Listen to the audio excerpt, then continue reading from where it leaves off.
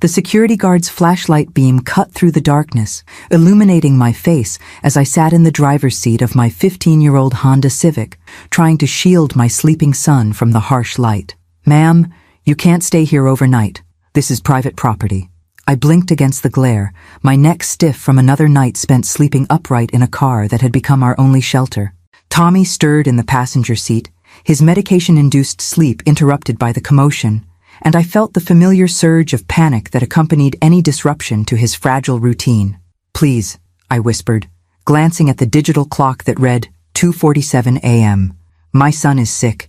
We just need a few more hours." The security guard's expression softened slightly as he took in Tommy's pale face, the medical bracelet on his thin wrist, the prescription bottles organized in the center console like a mobile pharmacy. At 14, my son looked younger, the neurological condition that required constant medication having stunted his growth and left him dependent on treatments we could no longer afford. "Look, lady, I'm sorry about your situation, but I've got my orders. The shopping center's been having problems with people camping out here, and management is cracking down." I nodded, understanding that his kindness had limits defined by his paycheck. "Could you give us 20 minutes? Just to let him wake up slowly? Sudden movements sometimes trigger his seizures." The guard hesitated, his flashlight beam wavering. 20 minutes, but then you need to move along."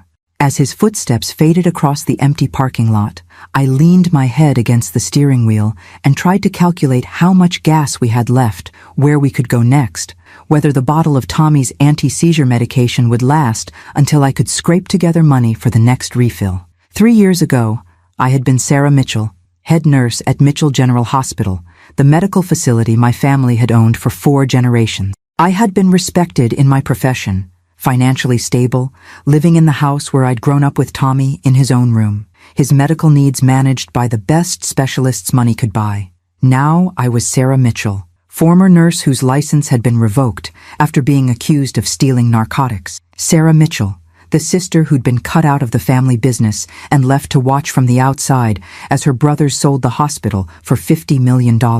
Sarah Mitchell, homeless mother living in her car with a sick child, working whatever jobs would hire someone with her record. "Mom?" Tommy's voice was groggy, confused. "Are we moving again?" "Just adjusting our parking spot, sweetheart.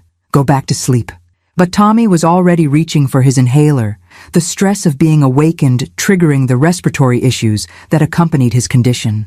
I helped him with the medication, counting the remaining doses and trying not to think about what would happen when this inhaler ran out like the others. "I'm thirsty," he said, his voice still thick with sleep.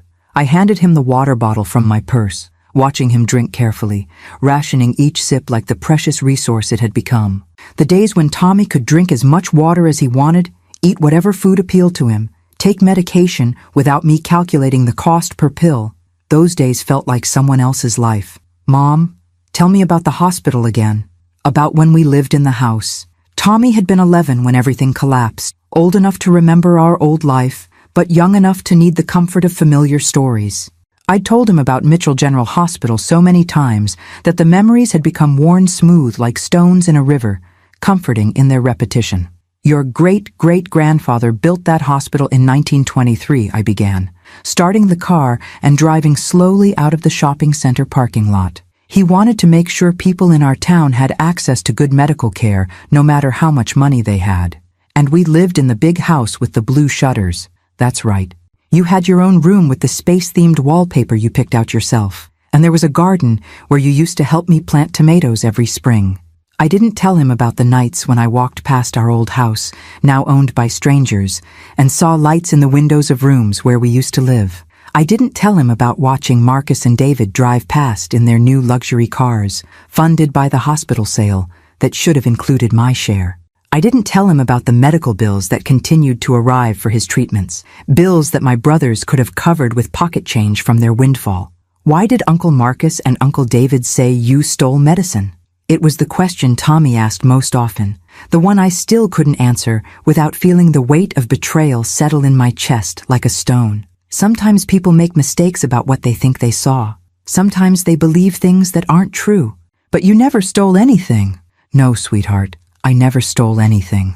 What I didn't tell my 14-year-old son was that his uncles hadn't made a mistake, They had deliberately, systematically destroyed my reputation and my livelihood to eliminate me from the hospital sale.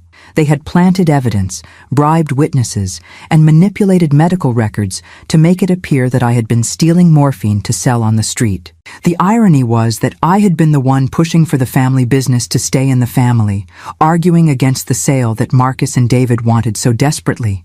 If they had simply outvoted me, they could have proceeded legally. Instead, they had chosen to frame me for crimes I didn't commit, ensuring that I would be too busy defending myself to interfere with their plans. I found another parking lot, this one behind a 24-hour diner where the overnight manager usually didn't bother people who looked like they belonged. Tommy fell asleep again quickly, his medication making him drowsy, and I sat watching the empty highway and thinking about the path that had led us here. The pharmaceutical theft charges had been dropped for lack of evidence, but the nursing board had been less forgiving.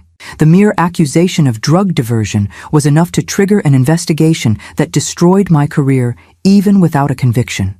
Hospitals wouldn't hire me, medical temp agencies wouldn't represent me, and the nursing license that had taken years to earn was revoked permanently. Meanwhile, Marcus and David had sold Mitchell General to a corporate healthcare chain, pocketed $25 million each, and moved into mansions on the other side of town. They sent Christmas cards to Tommy, generic cards with $20 bills tucked inside, as if their token gestures could compensate for destroying his mother's life. My phone buzzed with a text message from Janet, the manager at the truck stop where I worked the overnight shift cleaning bathrooms and restocking supplies. "Sarah, need you to come in early tonight if possible." Maria called out sick. Extra hours meant extra money, which meant I could buy Tommy's medication without having to choose between pills and gas money. I texted back confirmation and settled in to wait for dawn, when I could drop Tommy at the public library, where he spent his days while I worked. The library had become Tommy's school, his social club, his refuge from a life that had become too complicated for a 14-year-old to fully understand. Mrs. Patterson, the head librarian, had taken him under her wing, helping him with online courses and pretending not to notice when he stayed past closing time because he had nowhere else to go. As the sun began to rise over the highway, painting the sky in shades of pink and gold that reminded me of better mornings in a different life, I thought about the choices that had brought us here and the choices that lay ahead. I had been naive enough to believe that family meant loyalty, that shared blood created unbreakable bonds, that people who had known you your entire life couldn't look you in the eye and destroy everything you'd worked for. I had learned that some betrayals were so complete, so carefully planned, that they left no room for forgiveness or reconciliation. But I had also learned that you could survive the loss of everything you thought defined you, your career, your home, your family's respect, and still wake up every morning determined to protect the one person who mattered most. Some lessons were more expensive than others, and some victories took longer to achieve than anyone expected. But sitting in my car at dawn, watching Tommy sleep peacefully despite everything we'd lost, I knew that survival itself was a form of success that my brothers would never understand. They had won the hospital sale and lost their sister. I had lost everything except the only thing that truly mattered. Some trades, I was beginning to understand, were better than they appeared. The letter arrived on a Tuesday morning that started like every other morning for the past 3 years, with me calculating how many hours I could work before Tommy's medication schedule required my attention, and how much money we needed to survive another week. I was sitting in the truck stop break room, eating a convenience store sandwich and reviewing Tommy's medical appointment calendar on my phone, when Janet knocked on the doorframe with an expression I'd never seen before. "Sarah, there's a man here to see you. Says he's a lawyer." She paused, her weathered face creased with concern. "He's wearing a suit that probably costs more than my car." My stomach dropped immediately to somewhere near my shoes. Lawyers meant trouble, and in my experience, trouble came with bills attached. Maybe Marcus and David had decided that destroying my career wasn't enough. Maybe they wanted to pursue criminal charges, or sue me for defamation, or find some other legal avenue to make my life even more difficult. Did he say what he wants? Just that he needs to speak with Sarah Mitchell about an urgent legal matter. Janet studied my face. "Sarah, you're white as a sheet. Do you need me to call someone?" "No, it's fine. Could you ask him to wait? I'll be out in a minute." I used those 60 seconds to splash water on my face, straighten my uniform shirt, and remind myself that whatever this lawyer wanted, it couldn't make our situation much worse than it already was. We were already homeless, already broke, already living on the margins of society. Rock bottom, I'd learned, had its advantages. There wasn't much farther to fall. The lawyer was exactly as Janet had described. Expensive suit, polished shoes, briefcase that probably cost more than I made in 3 months. But his expression was kind rather than predatory, and he stood when I entered the truck stop lobby as if I were someone worthy of respect rather than a broke former nurse in a stained uniform. Ms. Mitchell, I'm Jonathan Hayes from Hayes, Williams & Associates. Thank you for taking the time to speak with me. I have to warn you, Mr. Hayes, if you're here about money owed to someone, you're going to be disappointed. I don't have any assets worth pursuing. He smiled, a genuine expression that reached his eyes. Ms. Mitchell, I'm not here to collect anything from you. I'm here because my client, Robert Wellington III, recently passed away, and he left specific instructions regarding you in his will. Robert Wellington III. The name was familiar in the way that wealthy people's names are familiar. You see them in newspaper business sections, on hospital wings, attached to charitable foundations. But I couldn't place any personal connection to someone of his stature. I'm sorry, but I think there's been a mistake. I don't know any Robert Wellington. Actually, you do. 10 years ago, you were the head nurse at Mitchell General Hospital when Mr. Wellington was brought to the emergency room in cardiac arrest. According to his medical records, you worked for 18 consecutive hours to stabilize him, refusing to leave his bedside even when other medical staff suggested the case was hopeless. The memory hit me like a physical blow. Robert Wellington, not the billionaire, just the 73-year-old man whose heart had stopped beating in the ambulance, whose family had gathered in the waiting room, expecting to plan a funeral instead of a recovery. I remembered the marathon medical battle, the delicate balance of medications, the moment when his vital signs finally stabilized after what felt like an eternity of uncertainty. I remember him. But Mr. Hayes, I was just doing my job. Any nurse would have. According to Mr. Wellington's personal notes, any nurse would not have done what you did. Most would have followed protocol and prepared the family for the worst. You went beyond protocol, beyond standard care, beyond what anyone expected or required. I thought about that night, about the decision to ignore the statistics that suggested Robert Wellington was too far gone to save, about the 18 hours I'd spent adjusting medications and monitoring vitals because something told me he could still be pulled back from the edge. Mr. Wellington never forgot what you did for him, Jonathan Hayes continued. He spent the last 10 years of his life in good health because of your dedication that night. And Ms. Mitchell, he spent some of that time investigating what happened to you after he learned about your situation. My situation? The pharmaceutical theft allegations, the loss of your nursing license, your brother's acquisition of the hospital sale proceeds. His voice was careful, professional. Mr. Wellington had considerable resources at his disposal, and he used those resources to conduct a very thorough investigation into the events that destroyed your career. I felt the world shift slightly, like standing on a boat deck when an unexpected wave rocks the hull. Someone with resources, real resources, had been investigating Marcus and David's conspiracy. Someone had been looking into the lies that had cost me everything. What kind of investigation? The kind that uncovers financial records, phone conversations, email exchanges, and witness statements that paint a very different picture of events than the one presented to the nursing board. Jonathan Hayes reached into his briefcase and withdrew a thick manila folder. Mr. Wellington documented everything, Ms. Mitchell. Everything. Why? Why would a stranger spend time and money investigating something that didn't affect him? Because you saved his life. Because he believed in justice. And because, according to his personal letters, he recognized in you the kind of character that deserved protection rather than persecution. Jonathan Hayes placed the folder on the table between us, his expression growing more serious. Ms. Mitchell, I need to inform you that Mr. Wellington passed away 3 weeks ago from complications related to pneumonia. His funeral was attended by business leaders, politicians, and philanthropists from around the world. But before he died, he made arrangements that will change your life significantly. What kind of arrangements? Mr. Wellington was one of the wealthiest men in the country. His business empire included real estate developments, technology companies, pharmaceutical manufacturing, and healthcare services. The total value of his estate is estimated at approximately $2.8 billion.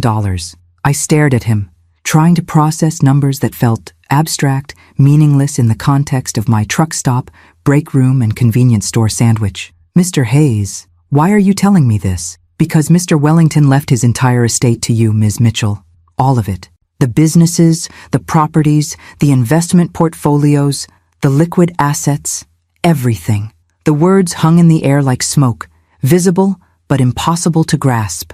I looked around the truck stop break room, the vending machines, the time clock where I punched in for my overnight shifts, the bulletin board covered with notices about healthcare benefits I couldn't afford, and tried to understand how this conversation was happening in this place.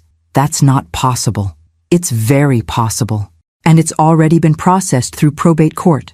The estate transfer is complete, pending your acceptance of the inheritance terms. Inheritance terms? Jonathan Hayes opened the folder and withdrew a letter written in careful handwriting on expensive stationery. Mr. Wellington left this for you personally. But Ms. Mitchell, before you read it, I need you to understand that accepting this inheritance comes with certain obligations. What kind of obligations? The obligation to use the evidence Mr. Wellington gathered to seek justice for what was done to you. The obligation to ensure that people who commit the kind of fraud your brothers committed face the consequences of their actions. I thought about Marcus and David, about their mansions and luxury cars and comfortable lives built on the foundation of my destroyed reputation. I thought about Tommy sleeping in the passenger seat of our car, about the medication bottles I counted like a miser counts coins, about the 3 years of poverty and humiliation that had followed their betrayal. Mr. Hayes, what exactly did Mr. Wellington's investigation uncover? Evidence of criminal conspiracy, fraud, witness tampering, and evidence fabrication. Enough to support federal charges against both of your brothers. He paused, studying my expression.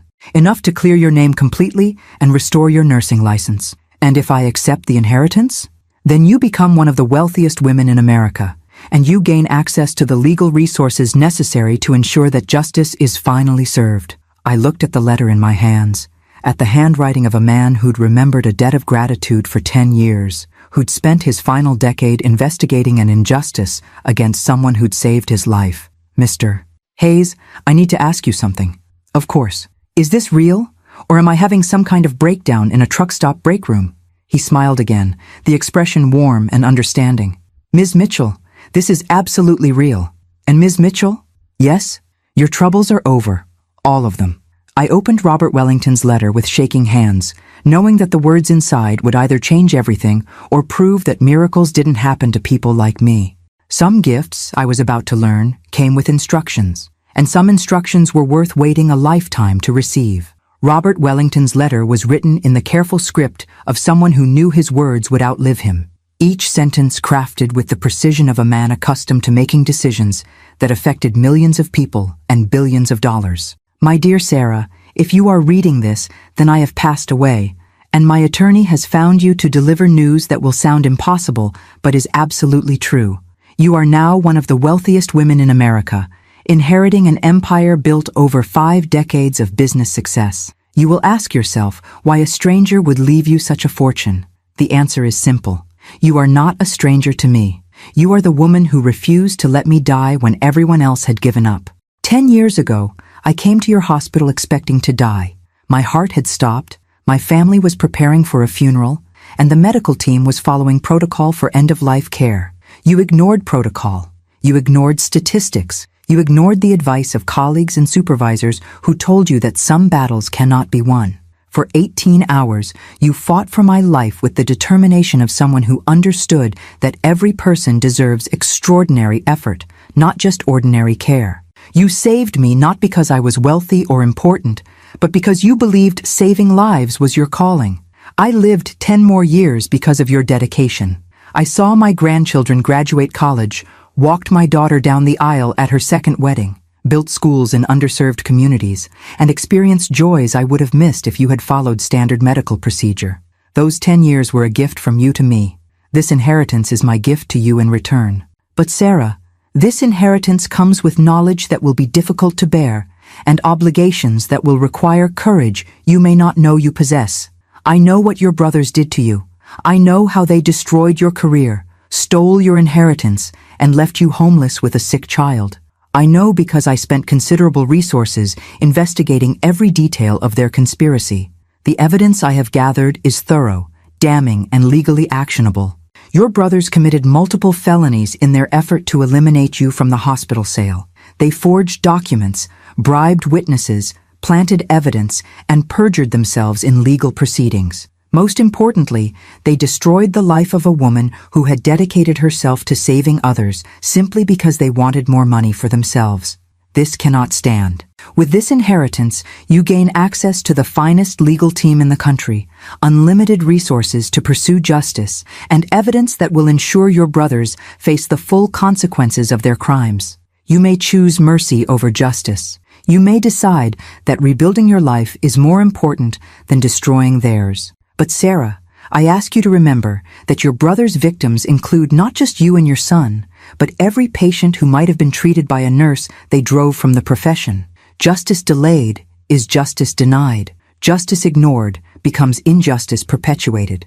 Use this inheritance to build the life you and your son deserve, but also use it to ensure that people who commit the crimes your brothers committed understand that wealth and family connections cannot protect them from consequences. The legal files are extensive, detailed, and unassailable.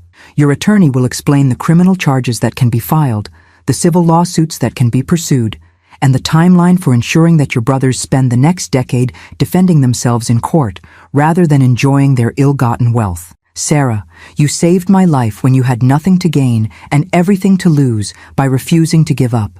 Now I ask you to save your own life by refusing to let injustice stand unchallenged. With deepest gratitude and respect, Robert Wellington III. P.S. Your son Tommy's medical needs can now be addressed by the finest specialists in the world. The Children's Hospital in your new foundation portfolio includes a world-renowned neurological treatment center. Tommy will receive the care he needs, and you will never again have to choose between his medication and your next meal. Some debts can only be repaid by paying them forward. Make sure the world is a more just place than the one you inherited. I read the letter 3 times, each reading making the reality more concrete and more surreal. 3 years of living in poverty, of rationing Tommy's medication, of working overnight shifts at truck stops for minimum wage, all of it ending with a handwritten note from a dead billionaire who'd remembered a debt of gratitude for a decade.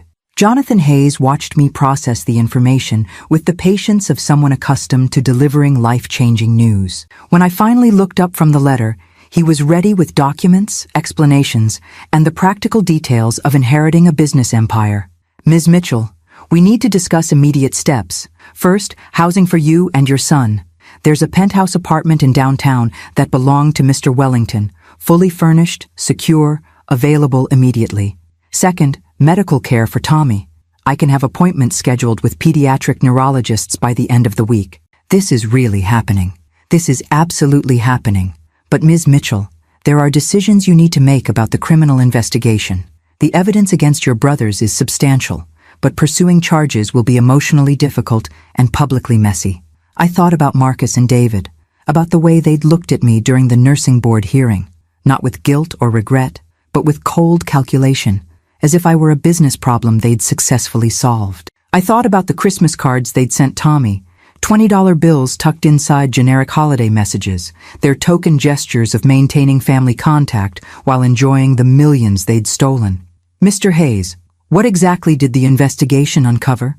Recorded phone conversations between your brothers, discussing how to frame you for drug theft, bank records showing payments to hospital employees who provided false testimony, email exchanges detailing their plan to eliminate you from the hospital sale, document analysis proving that evidence was planted in your personal belongings. They recorded their own conversations? Your brother Marcus apparently kept detailed records of the conspiracy, thinking documentation would protect him if David ever tried to implicate him in wrongdoing. He never imagined that someone with Mr. Wellington's resources would gain access to those records. I felt something cold settle in my chest. Not satisfaction exactly, but the recognition that justice had been waiting for the right moment to reveal itself. If I pursue charges, what happens to them? Federal fraud charges carry sentences of 10 to 20 years. Conspiracy charges add additional time. Asset forfeiture procedures would seize their homes, cars, bank accounts, everything purchased with proceeds from the hospital sale. They would lose everything they gained by destroying you. And if I don't pursue charges, then they continue living in their mansions, enjoying their wealth, and believing that destroying their sister's life was a successful business strategy. I thought about Tommy, about the years he'd spent sleeping in cars and public libraries because his uncles had valued money more than family. I thought about the medication we'd rationed, the doctor's appointments we'd skipped, the specialists we couldn't afford to consult about his condition. Mr. Hayes, I need to see my son. I need to tell him that everything's going to be different now. Of course, but Ms. Mitchell, the media will learn about this inheritance within hours. Mr. Wellington's estate was significant enough that business reporters monitor probate filings. Your story, homeless former nurse inherits billions, will be front-page news, which means Marcus and David will find out too. They'll find out, and they'll likely attempt to contact you. They may claim innocence, offer apologies, or suggest that family reconciliation is more important than legal proceedings. I thought about my brother's capacity for manipulation, their talent for making their victims feel guilty for the damage they'd caused. 3 years ago, I'd been vulnerable to their gaslighting, too shocked by their betrayal to think clearly about revenge or justice. Now I was no longer vulnerable. Now I had resources they couldn't match and evidence they couldn't refute. Mr. Hayes, I want to pursue every possible criminal charge against both of my brothers. I want them to experience the same fear, uncertainty, and financial devastation they imposed on me and my son. I'll contact the federal prosecutor this afternoon.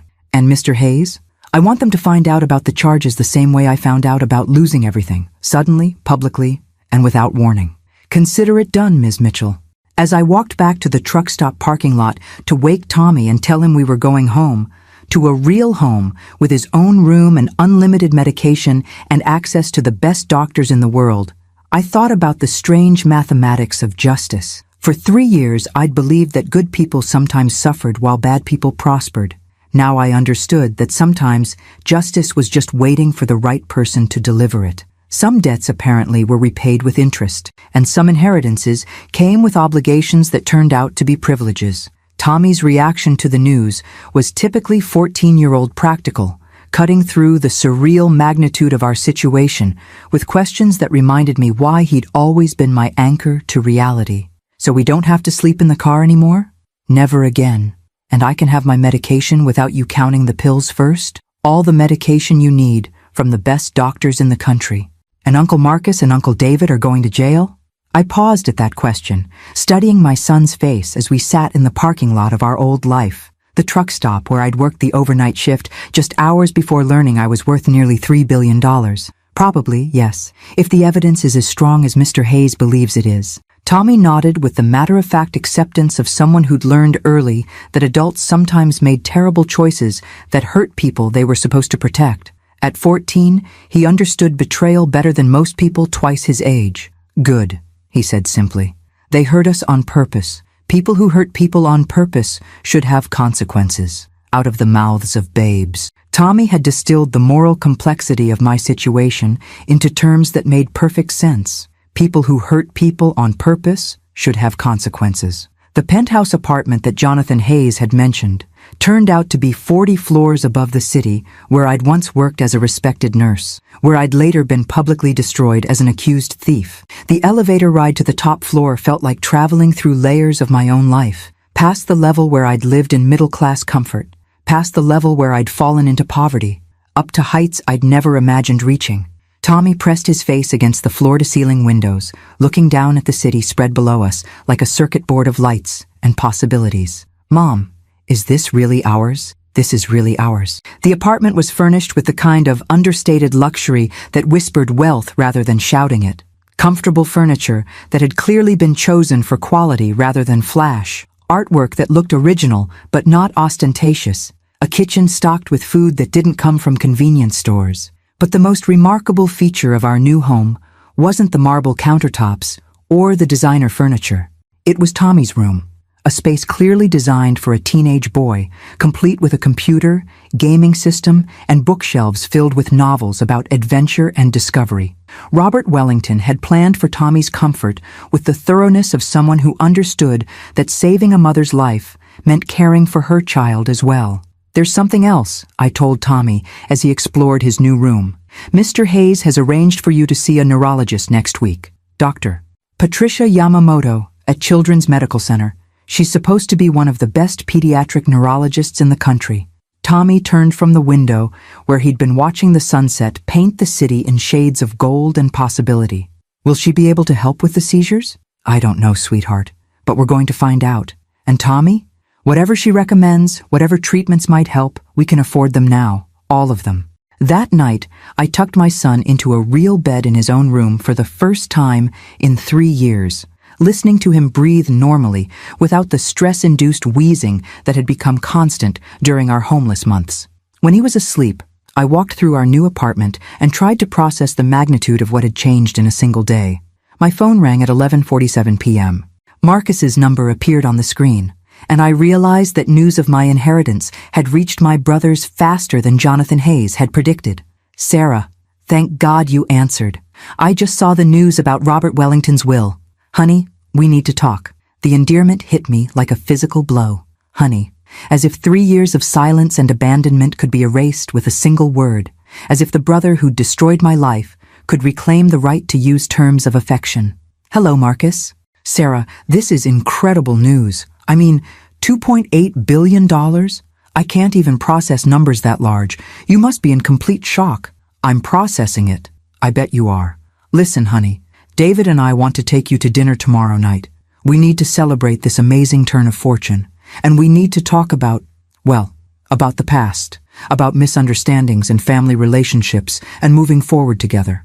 Misunderstandings. As if systematic fraud and evidence planting were simple communication failures that could be resolved over appetizers and wine. "Marcus, I'm not available for dinner tomorrow." "Oh, of course, you're probably swamped with lawyers and financial advisors. What about this weekend? Or next week? Sarah, this inheritance changes everything for our family. We can finally put the past behind us and focus on the future." "What past are you referring to, Marcus?" A pause, careful calculation. The sound of someone who'd been rehearsing this conversation but hadn't expected direct questions. "You know what I mean, honey. The hospital situation, the nursing board investigation, all that unpleasantness that drove a wedge between us. The unpleasantness where you and David framed me for stealing narcotics to eliminate me from the hospital sale? Sarah, that's not what happened. You know that's not what happened. There were genuine concerns about inventory discrepancies and the investigation." "Marcus, stop." "Stop what? Stop lying. Stop pretending. Stop acting like you believe your own story." Another pause, longer this time. When Marcus spoke again, his voice had lost some of its artificial warmth. "Sarah, I think you're still upset about the nursing board decision, and I understand that.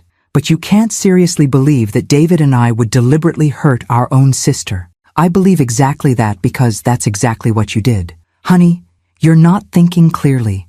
This inheritance is obviously overwhelming, and maybe you're letting it affect your judgment about family relationships.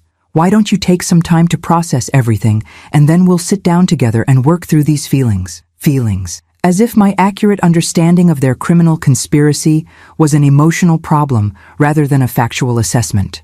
"Marcus, let me explain something to you. Mr. Wellington left me more than money. He left me evidence, recorded conversations, financial records, witness statements. He left me proof of everything you and David did to destroy my life." The silence that followed stretched long enough that I thought he'd hung up. When he finally spoke, his voice was different, harder, more calculating, stripped of the fake warmth he'd been using. "Sarah, I don't know what you think you have, but you need to be very careful about making accusations you can't prove. False allegations can have serious legal consequences." "Can they? Like the legal consequences of framing your sister for pharmaceutical theft?" "I'm going to pretend you didn't say that. But Sarah, if you're thinking about pursuing some kind of legal action based on whatever misinformation this Wellington guy collected, you should consider the impact on Tommy. Do you really want to drag your son through a public legal battle that will hurt the whole family?" There it was, the threat disguised as concern, the manipulation wrapped in fake worry about Tommy's welfare. Marcus was already trying to use my love for my son as a weapon against me, just like he'd used my vulnerability as a single mother to make his theft accusations seem credible. Marcus, I want you to listen very carefully to what I'm about to tell you. I'm listening. Tomorrow morning, federal agents will be contacting you and David about criminal charges related to fraud, conspiracy, witness tampering, and evidence fabrication. The charges will be followed by asset forfeiture procedures to seize everything you bought with money stolen from the hospital sale.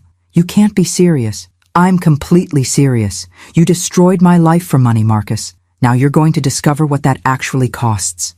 Sarah, your family. We're family. You can't do this to your own brothers. You did it to your own sister first. I hung up the phone and stood in my new living room, looking out at the city lights and thinking about family loyalty, criminal justice, and the difference between forgiveness and accountability. Some relationships, I was learning, didn't survive the discovery of what people were really capable of doing to each other, and some justice was worth waiting 3 years to deliver. Tomorrow, my brothers would wake up to discover that destroying their sister's life had consequences they'd never anticipated. Tonight, I would sleep in a real bed for the first time in 3 years, knowing that my son was safe in his own room, and that justice was finally coming for the people who thought family connections made them untouchable. Some inheritances, I realized, included the power to balance scales that had been tipped in the wrong direction for far too long. The knock on my door came at 6:22 a.m., sharp and official in the way that only federal agents managed to achieve. Through the penthouse's security monitor, I watched 2 men in dark suits show their badges to the doorman, their expressions carrying the focused intensity of people conducting serious business at an unseemly hour. I wasn't their target. I was their key witness. Ms. Mitchell, I'm Agent Rodriguez. This is Agent Thompson, FBI Financial Crimes Division. We'd like to discuss the Wellington investigation with you. I led them to the living room where Tommy was eating breakfast and getting ready for his first day at the private school that Jonathan Hayes had enrolled him in, a place where his medical needs could be accommodated and his education could continue without the disruptions that had characterized our homeless years. Tommy, could you finish getting ready in your room? These gentlemen need to talk with me about some legal matters. My son looked at the federal agents with the careful assessment of someone who'd learned to evaluate adults based on their potential to disrupt his fragile stability. Agent Rodriguez smiled at him, a genuine expression that seemed to pass Tommy's inspection. Cool apartment, Tommy said, gathering his new school supplies. Mom, what time will you pick me up? 3:30, just like we discussed. And Tommy, if you need your medication during the day, the school nurse has everything she needs. After Tommy left for school, driven by a professional service that included security protocols I was still learning to accept, I sat down with the federal agents who would determine whether my brothers faced consequences for their crimes or continued living as if destroying their sister had been a successful business strategy.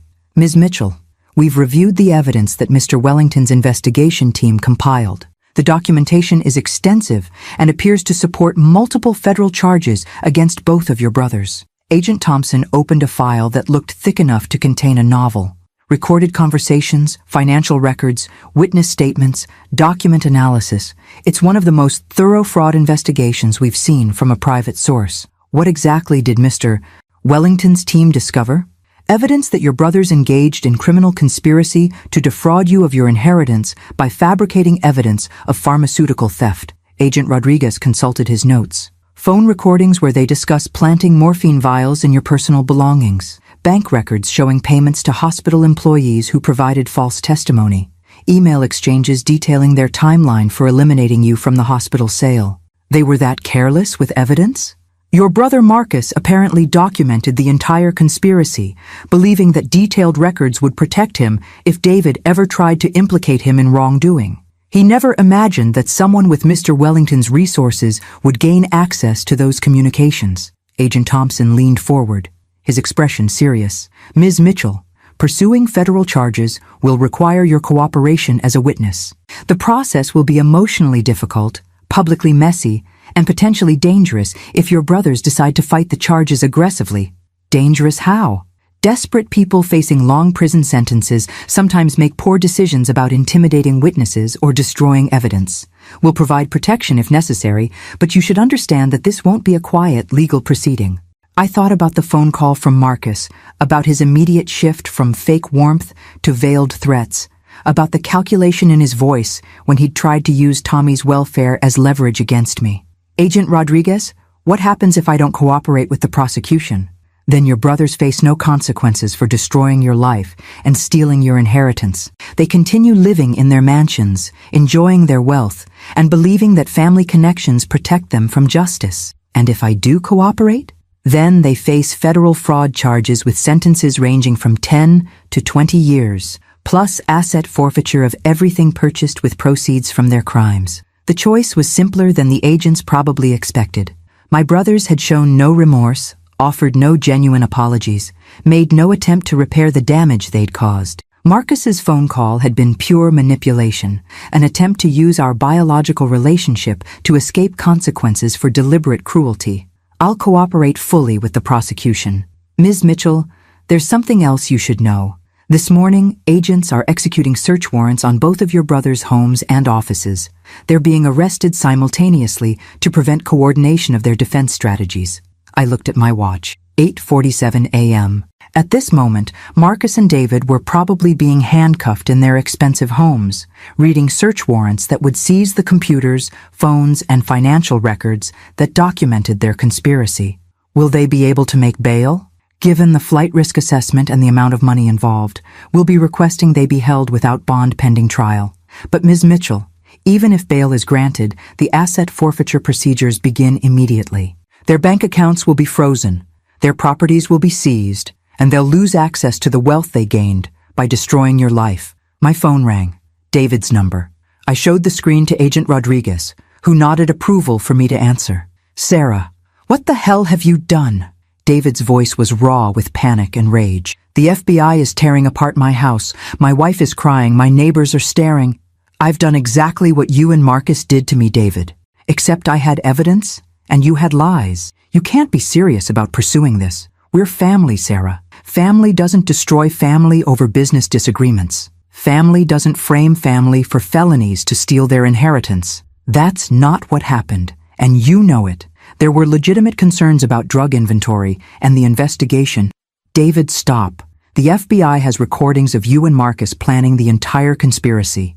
They have bank records showing payments to witnesses. They have everything. A pause. The sound of someone processing the collapse of everything they thought they'd built their life on. Sarah, listen to me. Whatever you think you know, whatever evidence you think you have, this will hurt Tommy too. Do you want your son to watch his uncles go to prison? Do you want him to grow up knowing his mother destroyed his family? The same manipulation Marcus had attempted, the same effort to use my love for Tommy as a weapon against my pursuit of justice. But David's version carried an edge of desperation that suggested he was beginning to understand the magnitude of what he was facing. David, Tommy understands the difference between family and people who share your DNA. Real family doesn't abandon a sick child because they've eliminated his mother from their business deals. You're making a mistake that will haunt you for the rest of your life. No, David. The mistake was thinking that destroying your sister wouldn't have consequences. After I hung up, Agent Thompson looked at me with something that might have been sympathy. Ms. Mitchell, your brothers will likely attempt more contact, possibly through other family members or mutual friends. They may offer financial settlements, public apologies, or promises of future cooperation if you drop the charges. They don't have anything I need anymore. They may not understand that immediately. People who've operated with impunity for years sometimes can't process that their victims have gained power. I thought about the 3 years Tommy and I had spent living in our car, about the medication we'd rationed, about the nights I'd listened to my son's labored breathing and wondered if his condition was worsening because we couldn't afford proper medical care. Agent Rodriguez, how long will this prosecution take? Federal fraud cases typically take 18 to 24 months from indictment to trial.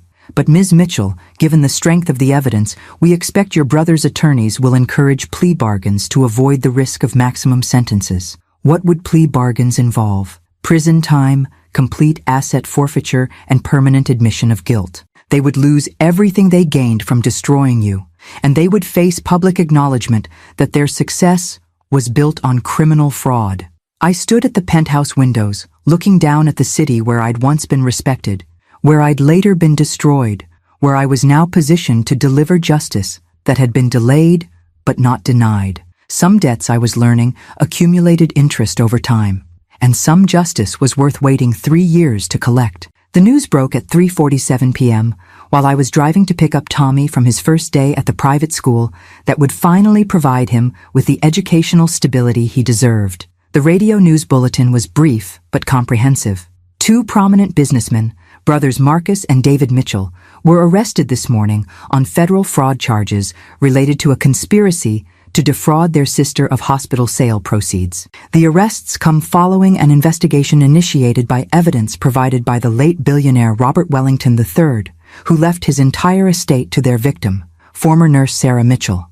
By the time I reached Tommy's school, my phone had received 47 calls from reporters, distant relatives, former colleagues, and people I hadn't heard from in years who were suddenly interested in reconnecting now that I was worth nearly $3 billion. "How was your first day?" I asked Tommy as he settled into our new car, a modest sedan that Jonathan Hayes had insisted was more practical than the luxury vehicles that came with my inheritance. "Good. The teachers actually know about my medical condition, and they have protocols for handling seizures if they happen during class." Tommy buckled his seatbelt and studied my face with the perceptive attention he'd developed during our difficult years. "Mom, you look different. Like something big happened today. Uncle Marcus and Uncle David were arrested this morning." Tommy was quiet for several moments, processing this information with the careful thought that characterized his approach to important news. "Are you sad about it?" The question surprised me with its directness, but Tommy had learned to cut through adult complications to reach essential emotional truths. "No, sweetheart, I'm not sad. I'm relieved, I think. Like something that was broken is finally being fixed." "Good. They deserve to get in trouble for what they did to us." When we returned to the penthouse, Jonathan Hayes was waiting in the lobby with news that would complicate the already surreal trajectory of our day. "Ms. Mitchell, we need to discuss a development regarding your brother's legal situation. They've retained criminal defense attorneys, and those attorneys have requested a meeting to discuss potential plea negotiations." "Already?" "Their lawyers reviewed the evidence this afternoon and advised immediate settlement discussions rather than fighting charges they cannot win. Ms. Mitchell, they want to make a deal." We rode the elevator to our apartment in silence, Tommy immediately disappearing into his room to start homework assignments that were academically challenging rather than just busy work designed to keep him occupied. For the first time in 3 years, my son was being treated like an intelligent young person with potential rather than a problem to be managed. "What kind of deal are they proposing?" I asked Jonathan once we were settled in the living room that still felt too elegant to belong to people who'd been homeless a week ago. "Complete confession to all charges, surrender of all assets purchased with hospital sale proceeds, 10 years in federal prison for each brother, and a public apology acknowledging the fraud they committed against you." "In exchange for what?" "Avoiding federal trial and the possibility of 20-year sentences. Ms. Mitchell, their attorneys are recommending acceptance because the evidence against them is overwhelming and incontrovertible." I thought about Marcus and David, about the way they'd looked at me during the nursing board hearing. Cold, calculating, confident that they'd successfully eliminated a problem. They'd shown no remorse then, offered no apologies during the 3 years that followed, made no attempt to help Tommy and me when we were living in our car. "Jonathan, if they accept this plea deal, do they admit guilt publicly?" "Yes. Complete public acknowledgement of the conspiracy, the evidence fabrication, the witness tampering, everything. Their confession would be entered into court records and reported by every media outlet that's been covering this story." "And the 10-year sentences?" "Federal minimum security facilities, but prison nonetheless. They would lose their medical licenses, their business licenses, their ability to practice in any healthcare-related field. They would emerge from prison at ages 70 and 68 respectively, with no assets and no professional prospects." I walked to the windows that had become my thinking space, looking down at the city that held so many different versions of my life: the successful nurse, the destroyed accused thief, the homeless mother, and now the billionaire seeking justice. "Jonathan, what happens to their families, their wives, their children?" Their immediate families weren't involved in the conspiracy, so they retain whatever personal assets existed before the hospital sale. But the lifestyle funded by fraudulent proceeds, the mansions, the luxury cars, the country club memberships, all of that disappears. So their families become innocent victims of their choices. Yes, which is often the most difficult aspect of white-collar criminal prosecution. The conspirators' families suffer consequences for crimes they didn't commit. I thought about my sister-in-law Rebecca, David's wife, who'd never been particularly warm to me but had never actively participated in my destruction. About Marcus's children, my nephews who were now teenagers and would spend their high school years watching their father serve a prison sentence for fraud. Jonathan, could we structure a settlement that provides support for their families while still holding Marcus and David accountable? What did you have in mind? What if we establish education funds for their children? Modest living allowances for their wives, enough to ensure they don't lose their homes or their stability, but funded separately from any plea agreement. Jonathan studied my face with the expression of someone trying to understand motivations that seemed inconsistent with seeking maximum punishment. Ms. Mitchell, that's remarkably generous considering what your brothers did to you and Tommy. It's not generous. It's strategic. I want Marcus and David to face full consequences for their choices, but I don't want their children to pay the price for their parents' crimes. Tommy and I know what that feels like. I can include family support provisions in the settlement negotiations. But Ms. Mitchell, your brother's attorneys will likely interpret your willingness to support their families as evidence that you're open to reducing the criminal penalties as well. Then make it clear that family support and criminal accountability are separate issues. Their wives and children get protection from financial devastation, but Marcus and David still serve their prison sentences and lose everything they stole. My phone rang, a number I didn't recognize, but when I answered, Rebecca's voice was unmistakable. Sarah, please don't hang up. I know you have every right to hate our family, but I need to talk to you about the children. Rebecca, I don't hate your family. I hate what David and Marcus did to mine. The attorneys are saying David could go to prison for 10 years. Sarah, my kids are 15 and 17. They're going to spend their senior year in high school watching their father serve a federal prison sentence. Rebecca, their father spent 3 years watching his nephew live in a car because his medical needs were too expensive for his homeless mother to afford. I know. God, Sarah, I know. And I'm not calling to ask you to drop the charges or reduce the sentences. What David did was unforgivable. Rebecca's voice was shaking with emotion that sounded genuine rather than manipulative. I'm calling to ask if you'll let me help Tommy somehow. Let me do something to make up for the years we didn't help when we should have. Tommy doesn't need help anymore, Rebecca. He has access to the best medical care in the country and educational opportunities that will let him reach his full potential. Then let me help you. Let me testify at their trial about what I witnessed, about the conversations I overheard, about the things they said about you when they thought no one was paying attention. I felt something unexpected. Not forgiveness exactly, but recognition that some people had been passive bystanders to injustice rather than active participants. Rebecca, what did you witness? David bragging about how easy it was to fool the nursing board investigators. Marcus joking about Sarah the drug dealer getting what she deserved. Conversations about how much money they saved by eliminating your share of the hospital sale. Her voice was getting stronger, more determined. Sarah, I should have spoken up then. I should have done something to stop them. I was a coward, and I'm ashamed of that. Why are you willing to testify against your own husband? Because my children need to understand that actions have consequences, that family loyalty doesn't include protecting people who commit crimes, and that sometimes the right thing to do requires courage, even when it costs you everything. After Rebecca and I finished our conversation, I realized that justice was more complicated than simply punishing the guilty. It also required protecting the innocent and providing opportunities for genuine redemption. Some families, I was learning, could be rebuilt after betrayal. Others needed to be redefined entirely. But justice, real justice, meant ensuring that everyone faced appropriate consequences for their choices while still protecting the people who hadn't made those choices themselves. Tomorrow, I would accept the plea agreement that would send my brothers to prison for 10 years. Tonight, I would set up education funds that would ensure their children could build better lives than their parents had chosen. Some justice, I was discovering, was large enough to include both accountability and mercy. The courtroom was packed on the day Marcus and David formally entered their guilty pleas, filled with reporters, former hospital employees, nursing colleagues, and family members whose lives had been affected by their conspiracy. I sat in the front row with Tommy, watching my brothers stand before a federal judge to confess to crimes they'd spent 3 years denying. Judge Patricia Harrison reviewed the plea agreements with the methodical precision of someone who'd presided over thousands of criminal cases and understood the difference between justice and vengeance. Mr. Marcus Mitchell, you are pleading guilty to conspiracy to commit fraud, evidence tampering, witness intimidation, and racketeering. Do you understand that this plea carries a mandatory 10-year federal prison sentence? Yes, Your Honor. And you acknowledge that your actions caused financial and emotional damages to your sister Sarah Mitchell and her minor son, including loss of professional license, homelessness, and inability to afford medical care for a child with chronic health conditions? Marcus's voice was barely audible. Yes, Your Honor. Mr.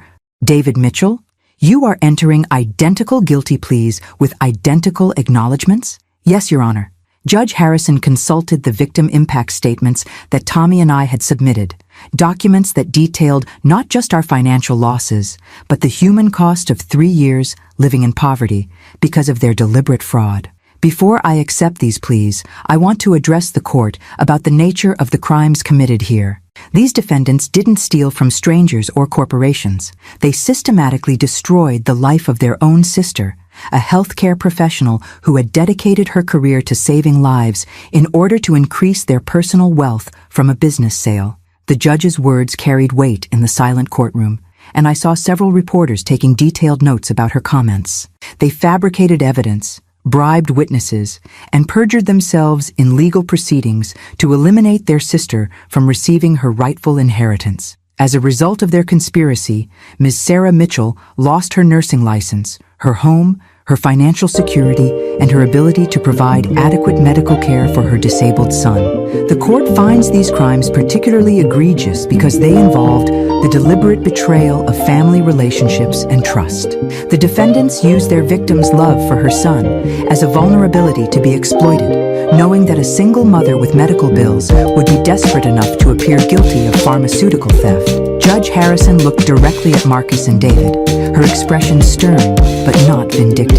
The plea agreements include complete asset forfeiture of all property and investments purchased with proceeds from the fraudulent hospital sale. Both defendants will surrender their medical licenses, their business assets, and their ability to work in any healthcare-related field following their release from federal prison. Additionally, both defendants will make public statements acknowledging their guilt and the impact of their crimes on their victims. These statements will be distributed to all media outlets covering this case. The asset forfeiture portion of the sentencing was comprehensive and devastating. Marcus and David would lose their mansions, luxury cars, investment portfolios, and country club memberships. They would begin their prison sentences immediately and emerge 10 years later with no money, no professional prospects, and permanent felony records that would affect the rest of their lives. But perhaps more importantly, they would serve those 10 years knowing that their victim had used their stolen inheritance to build something extraordinary. Because while they sat in federal prison, I would be using Robert Wellington's gift to transform healthcare access for people who couldn't afford quality medical treatment. After the sentencing, Jonathan Hayes and I met with reporters outside the courthouse to announce the launch of the Mitchell Foundation for Healthcare Access, a $2 billion initiative that would provide free medical care, nursing education scholarships, and support for healthcare workers facing false accusations or professional persecution. Ms. Mitchell, one reporter asked, do you feel vindicated by today's sentences? I thought about the question while looking at the courthouse steps where Marcus and David had been led away in handcuffs an hour earlier. I feel like justice has been served, and Tommy and I can finally move forward with our lives. But more importantly, I feel like we can use this experience to help other people who face similar situations. What do you mean by similar situation? Healthcare workers who are falsely accused of misconduct, families who can't afford medical treatment for their children, people who believe that wealth and family connections protect them from consequences for criminal behavior. Are you satisfied with the 10-year sentences? I'm satisfied that my brothers will face appropriate consequences for their choices while their families receive support to rebuild their lives. Justice isn't just about punishment. It's also about restoration and prevention. Tommy, standing beside me with the confidence that came from knowing his medical needs would never again be rationed due to cost, added his own perspective to the media coverage. My uncles hurt us because they wanted more money, he said, with the direct honesty that 14-year-olds bring to complex situations. Now, they have no money, and we have enough money to help other kids whose families can't afford medicine. That seems fair to me. That evening, Tommy and I had dinner at the penthouse with Dr. Patricia Yamamoto, the pediatric neurologist who had become not just his doctor, but a consultant for the Foundation's children's medical initiatives. Tommy's seizure activity has decreased by 70% since beginning the new medication protocol, Dr. Yamamoto reported. His cognitive function is improving, his energy levels are higher, and he's responding well to the physical therapy program. What's the long-term prognosis? I asked. With consistent treatment and monitoring, Tommy should be able to live a completely normal life. The neurological condition that seemed so limiting when he couldn't access proper care is quite manageable with the right medical support. I looked at my son, who was reading a book about marine biology, a subject he'd become passionate about since gaining access to educational resources that challenged rather than simply accommodated his medical needs. Tommy, Dr. Yamamoto says you might be interested in attending the Marine Science Summer Program at Woods Hole next year. Really? The one where you can work with actual researchers on ocean conservation projects? The same one. If you're interested, the foundation will sponsor other students whose families can't afford the program fees. Tommy's smile was radiant. Mom, do you think Uncle Marcus and Uncle David ever imagined that stealing our inheritance would end up helping so many other people? I think they probably imagined keeping all the money for themselves and never facing any consequences for what they did to us. Then they were pretty bad at imagining, Tommy said with the matter-of-fact assessment that had become his trademark response to adult failures. Later that night, after Tommy was asleep in his own room with access to all the medical monitoring equipment that ensured his safety, I stood at the penthouse windows looking down at the city where my life had been destroyed and rebuilt. My phone showed 17 missed calls from Marcus and David's prison facility. Apparently they were still trying to negotiate, still trying to manipulate, still unable to accept that their victim now possessed resources they couldn't match and resolve they couldn't break. I didn't return their calls. Some conversations were no longer necessary. Some relationships couldn't be rebuilt after betrayal.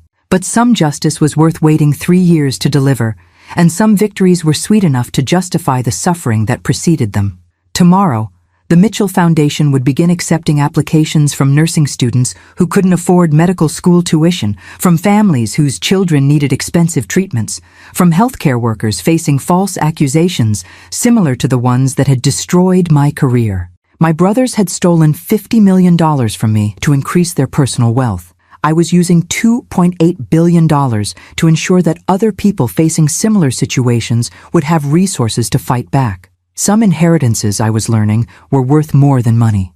They were worth the opportunity to transform injustice into opportunity, suffering into service, and betrayal into a foundation for building something beautiful from the wreckage of what had been destroyed. Justice, it turned out, was not just about punishment. It was about using power responsibly to protect people who didn't yet have power to protect themselves. And sometimes, the greatest victory was not destroying your enemies, but building something so valuable from their betrayal that they spent the rest of their lives understanding what they'd really lost when they chose greed over family.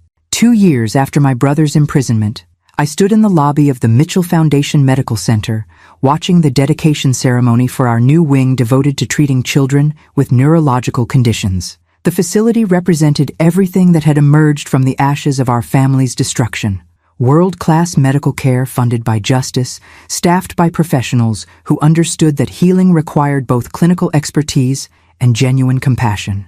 Tommy, now 16 and thriving academically at the prep school that had nurtured his interest in marine biology, served as the ceremony's keynote speaker with the poise of someone who'd learned early that personal experience could be transformed into advocacy for others. 3 years ago, my mom and I lived in our car because we couldn't afford my medical treatments, he told the audience of doctors, nurses, families, and media representatives. Today, no child in this city will ever face that choice again, because this medical center provides free care to anyone who needs it, regardless of their ability to pay.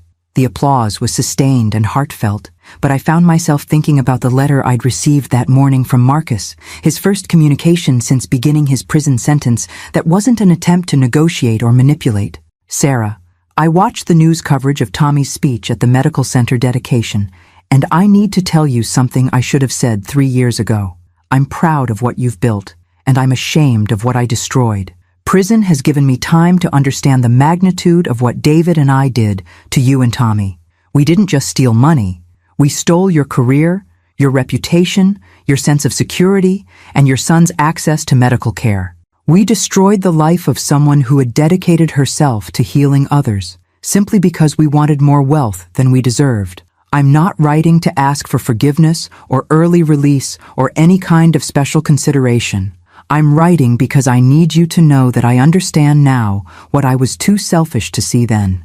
You were always the best of our family, and we eliminated you because your integrity made our greed look uglier than we could bear. The medical center you've built will help thousands of children over the coming decades. The nursing scholarships you've funded will train healthcare workers who understand that service means sacrifice. The legal defense fund you've established will protect other professionals from the kind of false accusations we used against you.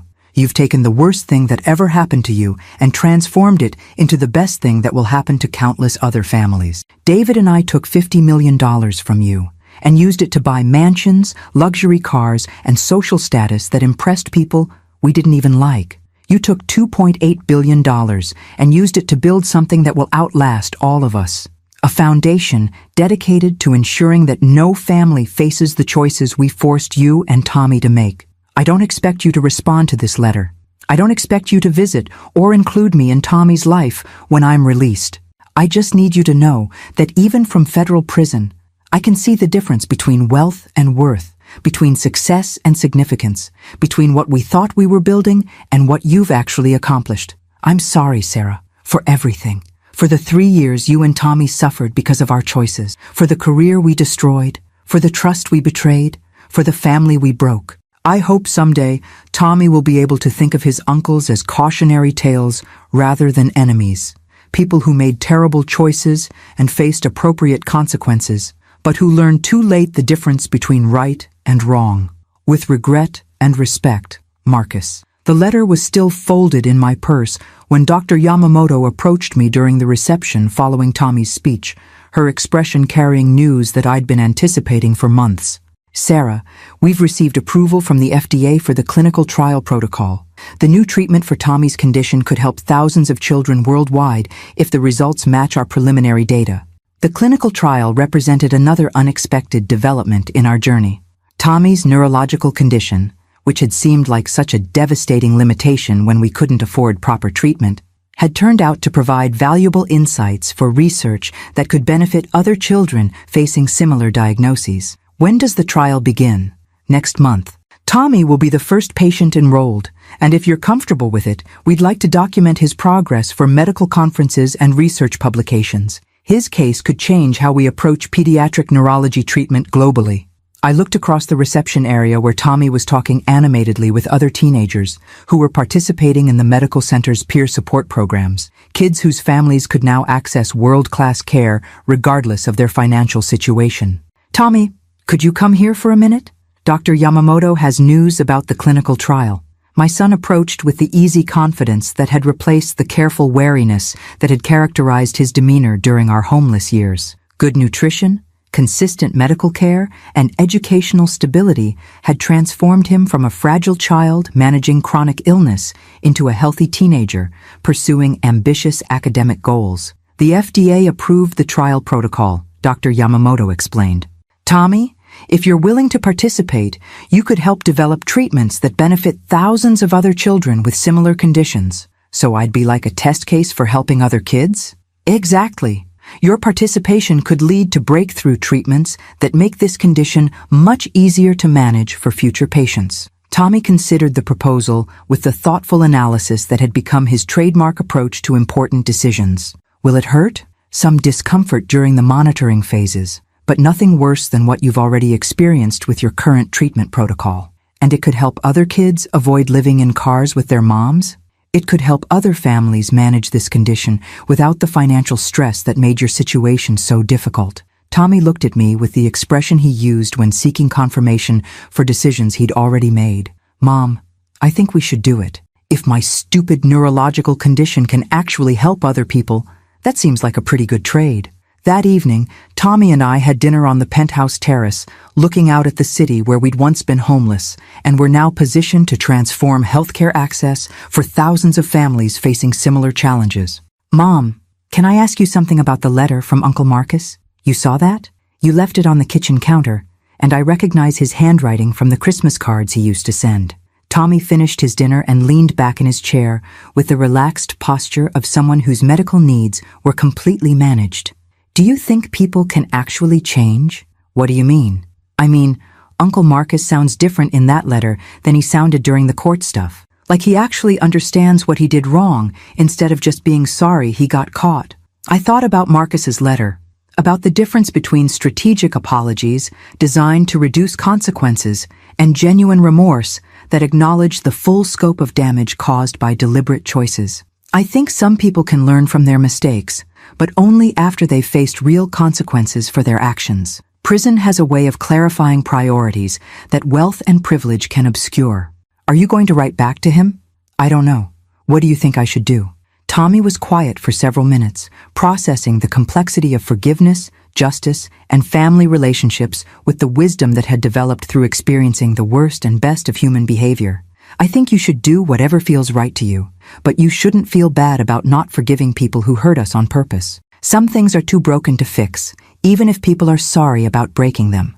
And if Uncle Marcus really has changed, if his regret is genuine, then he can live with being genuinely sorry, and that will be part of his consequence for making terrible choices. But Mom, his feelings about what he did aren't more important than our safety and happiness. I looked at my 16-year-old son, marveling at the emotional intelligence that had emerged from surviving injustice and discovering that survival could be transformed into service for others facing similar struggles. Tommy, when did you become so wise? When I learned that bad things happening to you doesn't make you a victim forever. Sometimes bad things just teach you how to recognize good things when they finally show up. That night, I wrote a brief response to Marcus's letter. Not forgiveness exactly, but acknowledgement that genuine remorse was better than continued denial, and that personal growth could occur even in federal prison. Some relationships, I was learning, couldn't be rebuilt after betrayal. But some justice was large enough to include the possibility of redemption, even for people who'd forfeited the right to expect it. The most important measure of our victory wasn't my brother's punishment. It was Tommy's transformation from a sick child rationing medication to a healthy teenager whose experience could help develop treatments for thousands of other children. Some inheritances, I realized, were worth more than money. They were worth the opportunity to transform suffering into service, injustice into advocacy, and personal healing into institutional change that would outlast all of us.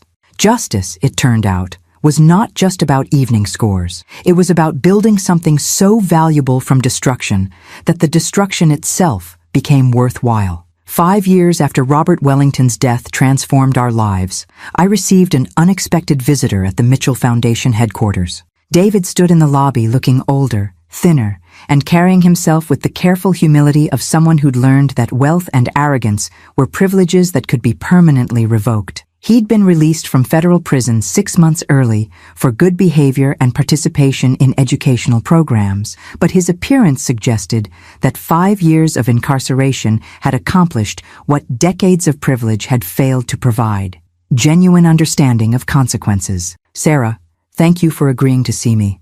I know you have no obligation to give me any of your time. I led him to a small conference room adjacent to my office, noting how he looked around the foundation building with what appeared to be genuine awe rather than the calculating assessment that had characterized his pre-prison evaluation of everything around him. The medical center is remarkable, he said, settling into a chair with the careful movements of someone still adjusting to freedom. I've been following the news coverage of your work. The pediatric neurology program, the nursing scholarships, the legal defense fund for healthcare workers facing false accusations. David, what do you want?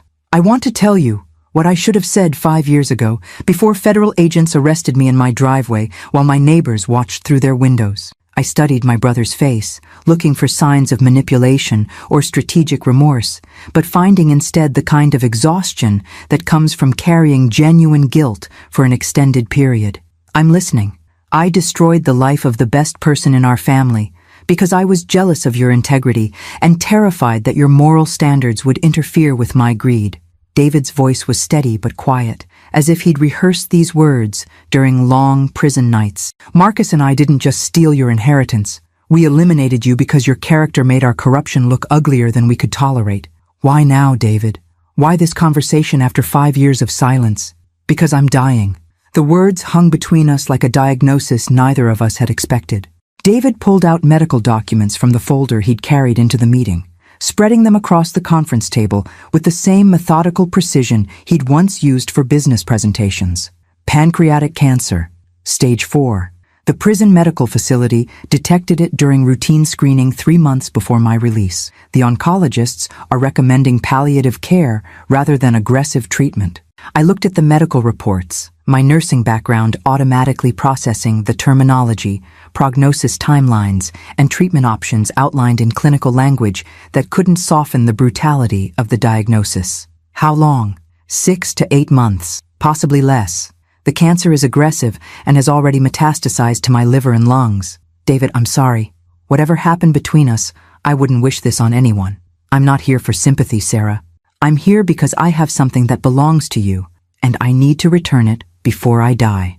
David reached into his jacket and withdrew a small velvet jewelry box that I recognized immediately. Our mother's engagement ring, the one that was supposed to pass to the next generation of Mitchell women, the one that had disappeared from her estate items after the funeral. You took Mom's ring? Marcus and I divided her jewelry when we settled the estate. We told ourselves you didn't deserve anything from the family assets since you weren't contributing to the hospital's success. His voice carried shame that sounded genuine rather than performative. Sarah, we stole from you before we ever framed you for pharmaceutical theft. We'd been systematically eliminating you from family inheritance for years. I took the ring box, feeling the weight of jewelry I'd never expected to see again, remembering our mother wearing it during family dinners and holiday celebrations when our relationships had been built on love rather than financial calculation. Why are you returning it now? Because I spent 5 years in federal prison learning the difference between family and people who share your DNA. Because I watched news coverage of Tommy's medical research participation and realized that the nephew I helped make homeless is now contributing to breakthrough treatments that will help thousands of other children. David pulled out another folder, this one containing what appeared to be financial documents and legal paperwork. There's something else. Marcus and I had offshore accounts that the federal investigation didn't discover. Money we'd hidden in the Cayman Islands and Switzerland. Funds that weren't seized during the asset forfeiture proceedings. I felt my stomach clench with the familiar mixture of anger and disappointment that accompanied every revelation about the scope of my brother's financial crimes. How much money? Approximately $12 million in hidden assets. Money that rightfully belongs to you as part of the hospital sale proceeds we stole. David spread out bank statements and account information with the thoroughness of someone making a final confession. I'm transferring all of it to the Mitchell Foundation, not as charity or apology, but as restitution for theft. David, the statute of limitations on additional criminal charges has expired, yes, but Sarah, I'm not returning this money to avoid prosecution. I'm returning it because keeping stolen assets while dying of cancer seems like the kind of moral failure that defines how people remember you after you're gone. I looked at the financial documents, calculating how $12 million additional dollars could expand the foundation's programs, fund more scholarships, provide free medical care to even more families facing impossible choices between treatment and financial survival. What about Marcus? Does he know about these accounts? Marcus died in prison 18 months ago. Heart attack during his sleep, the stress of incarceration, and the weight of what we'd done. His body couldn't handle it. David's voice broke slightly.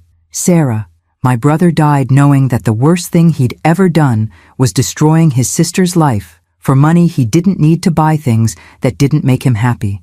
I absorbed this news, Marcus's death, David's terminal diagnosis, the hidden millions that represented years of additional theft, and realized that the Mitchell family as I'd known it was ending with this conversation.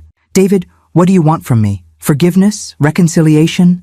Some kind of deathbed absolution? I want you to know that watching you transform our betrayal into a foundation that serves thousands of people has been the only source of pride I've felt since federal agents handcuffed me in my driveway."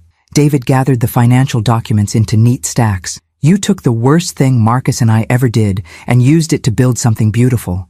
And that's enough for you? Sarah, I destroyed my own sister's life and spent 5 years in federal prison for fraud. I'm dying of cancer with no family relationships, no friends, no legacy except criminal conviction and the knowledge that I caused immeasurable suffering to people I was supposed to protect." David stood slowly, preparing to leave this conference room and return to whatever remained of his life. "But my sister, the sister I betrayed, has built a medical foundation that will help people for generations. She's turned my nephew into a young man who participates in clinical trials to help other children with similar conditions. She's created scholarship programs that will train nurses who understand that healing requires both clinical skill and genuine compassion." David, that's enough for me, Sarah, knowing that our family's story ends with your triumphs rather than our crimes. That's more redemption than I deserve and more legacy than I had any right to hope for. After David left, I sat in the conference room, holding our mother's engagement ring and thinking about family, forgiveness, and the strange mathematics of justice that sometimes included mercy, even when mercy wasn't requested or expected. Tomorrow, I would deposit $12 million in hidden assets into the foundation's accounts, funding expanded programs that would help thousands more families facing medical crises. Tonight, I would call Tommy and tell him about his Uncle David's terminal diagnosis and his Uncle Marcus's death, helping my son process the end of family relationships that had been broken beyond repair but had somehow contributed to building something valuable from their destruction. Some stories, I was learning, ended not with reconciliation, but with understanding. Some justice was large enough to include both consequences and compassion. And sometimes, the greatest victory wasn't destroying your enemies. It was building something so meaningful from their betrayal that their crimes became the foundation for extraordinary service to others. David would die knowing that his theft had funded medical care for thousands of children. That wasn't forgiveness exactly. But it was a kind of redemption that neither of us had expected when this story began. 1 year later, I stood beside Tommy at David's graveside service, a small gathering of perhaps 20 people who had come to witness the end of a life defined more by its mistakes than its accomplishments. The funeral director had asked if I wanted to speak at the service, and I'd agreed, though not for the reasons most people probably expected. "David Mitchell was my brother," I began, looking out at the faces of people who had known him before federal prison transformed him from a successful businessman into someone learning the difference between wealth and worth. He was also someone who made terrible choices that hurt people he was supposed to protect and love. Tommy stood beside me with the quiet dignity that had become his trademark, now 17, and preparing for early admission to marine biology programs at several prestigious universities. His participation in the clinical trials had led to breakthrough treatments that were already helping children around the world manage neurological conditions that had once seemed insurmountable. David spent the last year of his life trying to understand how greed had transformed him into someone who could destroy his own family for financial gain. He didn't ask for forgiveness. He knew that some actions move beyond the possibility of forgiveness into territory where the best you can hope for is understanding. I looked down at the casket that contained a man who had died, knowing that his crimes had ultimately funded medical care for thousands of children, nursing education for hundreds of students, and legal defense for healthcare workers facing false accusations. But David also spent his final months ensuring that his remaining assets were transferred to the Mitchell Foundation, bringing the total restitution to nearly $15 million. Money that had been stolen from our family is now providing free medical care to families who can't afford treatment for their children. The irony wasn't lost on anyone present. David's theft had been transformed into the largest donation in the foundation's history.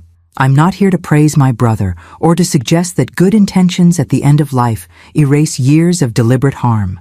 I'm here to acknowledge that sometimes the most valuable thing people can do is face the truth about their choices and try to repair whatever damage is still repairable.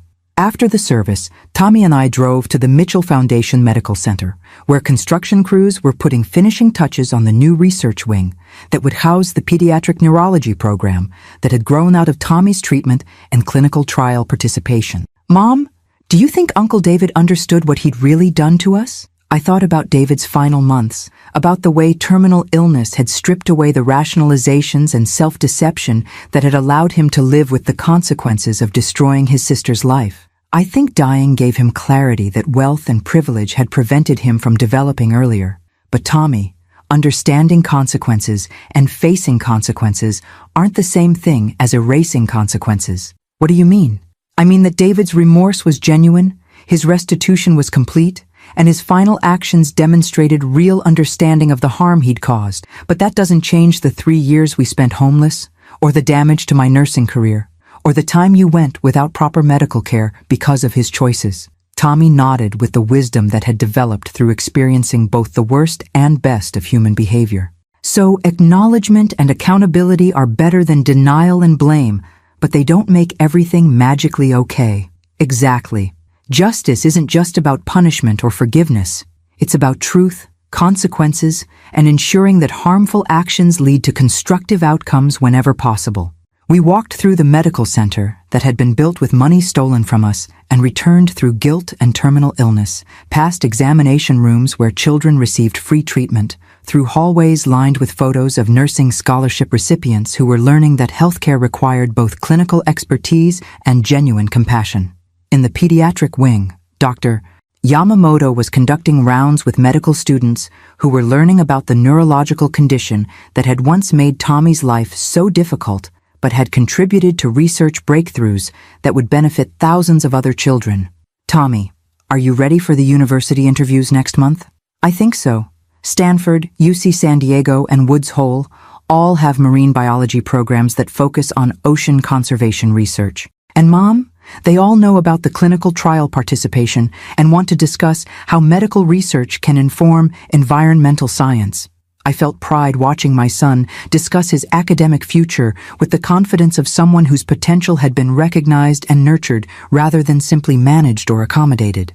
What will you tell them about how your medical condition influenced your interest in research? That experiencing something difficult taught me how research can transform problems into solutions. That watching you turn Uncle Marcus and Uncle David's betrayal into a foundation that helps other families showed me that the most important discoveries come from refusing to let bad things be the end of the story. That evening, I sat in my office reviewing applications for the newest foundation program, support services for healthcare workers facing false professional accusations, modeled after my own experience with pharmaceutical theft allegations that had destroyed my nursing career. The applications were heartbreaking and inspiring in equal measure. Nurses accused of medication errors they hadn't committed, doctors facing malpractice claims based on fabricated evidence, healthcare workers whose careers had been destroyed by institutional politics and professional jealousy.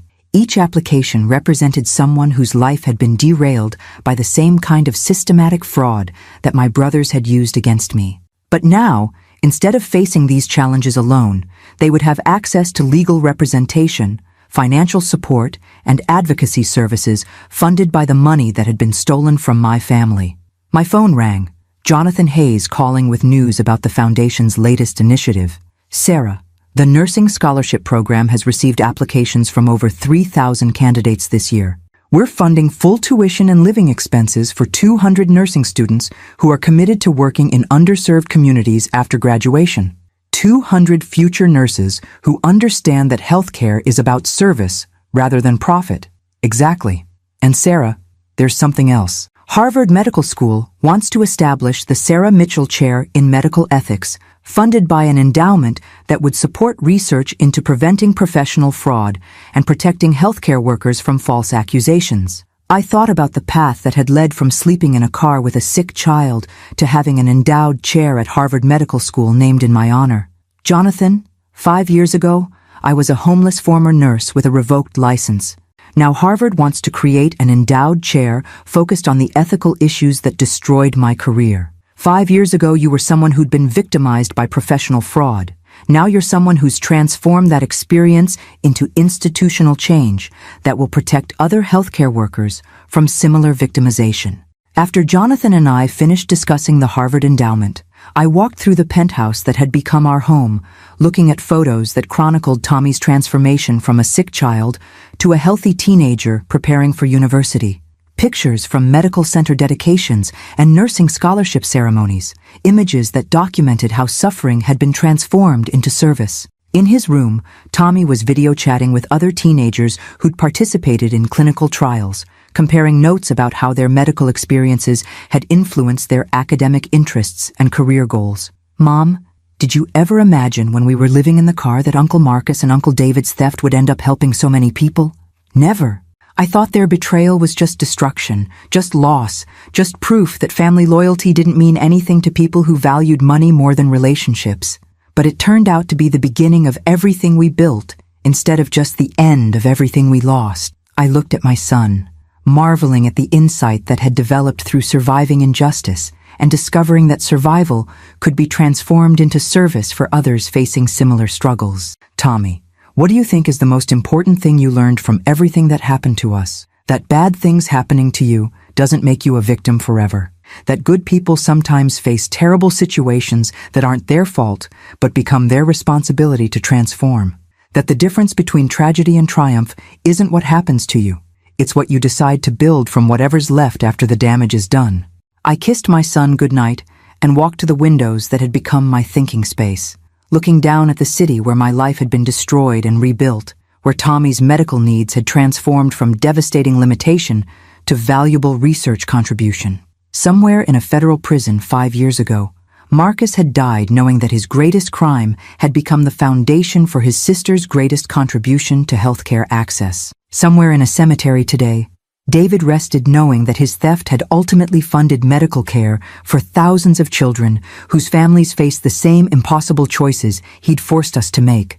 And somewhere in our penthouse tonight, Tommy was preparing for a university career built on research that had grown from his own medical challenges, proving that suffering could be transformed into service when approached with courage, wisdom, and resources sufficient to turn personal experience into institutional change. I discovered that the venganza más dulce wasn't destroying the people who betrayed me.